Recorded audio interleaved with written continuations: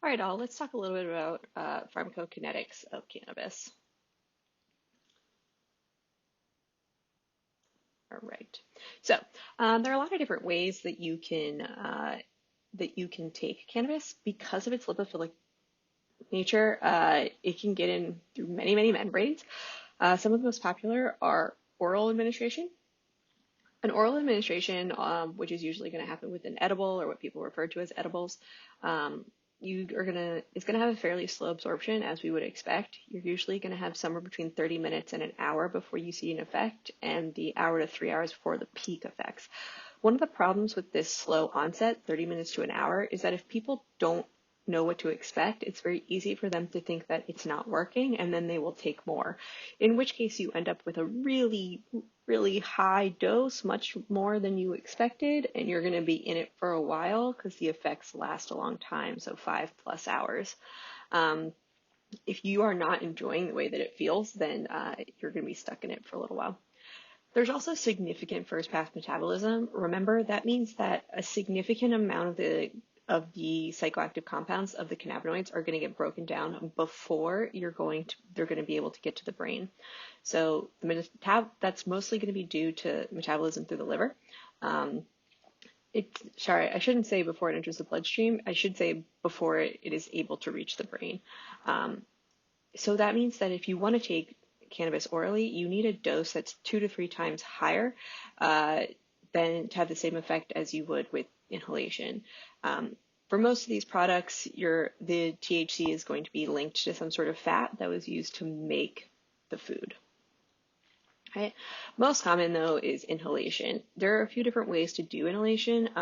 I'd say smoked is pretty common, which means that you are actually burning like a joint or something like that, or yeah, just actually lighting it on fire. It's going to be really rapid absorption. So 1 to 5 minutes before it takes effect, 30 to 60 minutes for the peak effect. However, all of this is going to vary with the depth of inhalation and the duration of how long you hold it in. The larger a breath you take and the longer you hold it, the larger a dose you get. So it's going to be hard to keep this consistent, and it's going to be, the bright side or the upside of it as a user is that you can titrate the amount that you get. So if you only want a small amount, you can take small little puffs, and if you want a large amount, you can take deep puffs that you hold in for a long time. Okay? So this is what that looks like. This is the plasma concentration of THC after an inhalation. So as you can see, there's a big initial spike. It starts to dip down pretty low until around 2 hours, and then they took another hit, and you see the down. So you see the breakdown here. There is some THC in your system for several hours later, but the effects of it are going to be fairly minimal. If you vaporize it, meaning that you are heating the cannabinoids to their boiling point and then inhaling the vapor, so you're not actually burning it in the same way. One of the benefits of this is that the cannabinoids vaporize at a lower temp than a lot of the tars or carcinogens that come from actually smoking it. So you get a similar amount of cannabinoids without a lot of the respiratory disadvantages. It depends. If you are using like an e-cigarette though to vape, this is going to depend on what the solvent is that the THC or CBD or whatever is dissolved in. If you have a not great solvent, that especially if it includes ethyl glycol, you're going to have a bigger problem, and you're more likely to experience bad side effects such as popcorn lung, which we can talk about more if you want to hear about nicotine. So now that you've administered it, your body has to deal with it. So when it comes to the metabolism of cannabinoids, there's going to be a few different factors that'll determine how it's metabolized.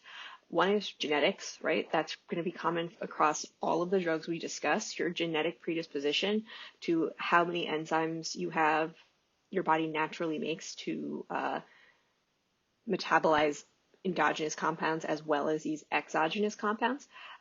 Your gender and age are going to impact both of those, as is your body fat. So because because cannabis is so lipophilic, it something called depot binding occurs, which means that cannabis binds to areas and gets stuck in places where it's actually not going to have any active effect. So it can bind in your fat and it can stay within your fat stores. So if you have a high percent body fat, it's going to take longer for the drug to fully leave your system.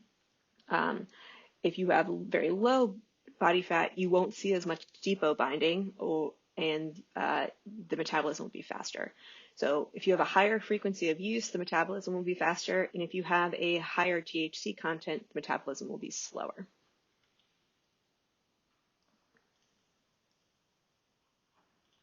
Okay, so metabolism begins immediately. It's mostly happening within the liver. There are psychoactive metabolites from THC. Some of the metabolites are actually more active than THC and cross the blood-brain barrier more readily. Others inhibit THC's actions, others are inactive. We haven't really looked a ton at these metabolites and their effects. A lot of the research is pretty old. It was conducted in the 1970s and 90s, but we do know that it has psychoactive metabolites that occur after you metabolite the THC. They are all fat soluble. They're going to be stored in fat deposits within your body. This is what I was talking about when I said depot binding. That means that they're released slowly. And usually if you're going to have one large dose of cannabis, it'll be out of your body in 3 to 4 weeks. So it's going to be, but of course that number is dependent on the body fat of the individual, with people with more body fat taking longer, right? So let's talk a little bit about cannabis tolerance. So we're mostly going to talk about pharmacodynamic tolerance here. The tolerance is dose dependent. The dose used by most Americans, which is about a joint a day, there's not a ton of tolerance. If you do have tolerance, it's mostly due to the desensitization and downregulation of cannabinoid receptors. So we can see that here. So here's control, and here's 3 days of taking THC every day, 7 days of teaching THC, 14 and 21. What these yellow and red parts of the scan represent is high concentration of CB1 receptors. That's the receptor that THC is going to bind to. So as you see more blue and green and you start to see this yellow and red diminish, what that means is that you're seeing a downregulation of those receptors. We can also see this if we just look at some PET scans. So here we have green, you have gray and black, which is a before and after measure. So you have a reversible and regionally selective down regulation. So here's somebody who is not chronically using THC in the gray, then they are given chronic THC. So they have a chronic daily cannabis smoker and it's dropped, right? I'm sorry, these are two different populations. The gray are people who have never used cannabis, they're cannabis naive, and the black are people who are chronic daily cannabis users. So as you can see, the cannabis users have significantly less, as denoted by this star, have significantly less CB1 receptors in each of these brain regions. I'm pointing out the amygdala, hippocampus, and PFC because that's going to be linked to a lot of the behavioral effects we're going to discuss of cannabis. After about 4 weeks of abstinence, when you take that group of chronic cannabis smokers, you do see a % increase, so there is a rebound. Some people refer to this as a elastic tolerance because you regain your sensitivity to the THC fairly quickly. It could happen faster than 4 weeks, but we're looking at a 4-week time point here. And as you can see, there's a huge range here. These error bars are massive. So the variation in this is there's a lot of individual variation here. Okay. So withdrawal symptoms are not particularly severe and they're not observed except in really heavy users. One of the explanations would be the depot binding, right? If cannabinoids or their metabolites are being very slowly released out of your fat deposits for weeks, It's sort of like a slow tapering off of cannabis.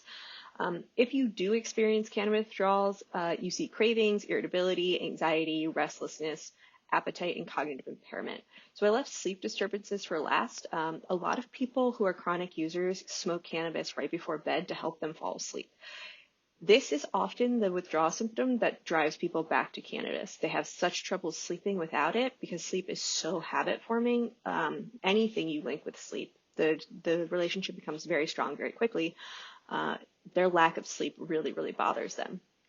So the withdrawal, like the withdrawal discomfort though, is mostly going to be pretty severe in people who have uh, like are just coming into the withdrawal. So here, this is baseline. This is 5 days of baseline, and these are the discomfort scores. As you can see, there are some discomfort scores at baseline while at least this group is still using cannabis. So we would expect higher levels if somebody was in active, intense withdrawal. Again, intense is relative here. We're not talking about like alcohol withdrawal, opioid withdrawal, which is really painful. So you see this peak and it starts to taper off. It doesn't last that long. Usually the maximum is about 45 days. But again, while that's longer than a lot of withdrawal symptoms for other drugs, the withdrawal symptoms are not as intense. Okay? So toxicity, there really is no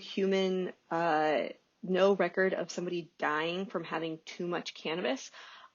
As with all stats of this nature, this is not a challenge. I'm not trying to challenge you to see if you can break this, but the lethal dose estimate is about 20 to 40,000 times more than a normal dose that somebody would take to get high. So there is some possibility that it is actually just physically impossible. Your body would just metabolize it faster than you could take in enough to overdose.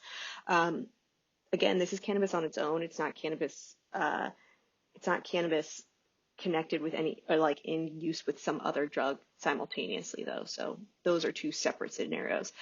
Additionally, you could overdose in cannabis not like lethally, but in a way that just makes your experience really, really unpleasant. Some people would refer to that as a cannabis overdose as well. So that's about it for pharmacokinetics. The next video will talk about cannabinoids at the synapse and the endocannabinoid system.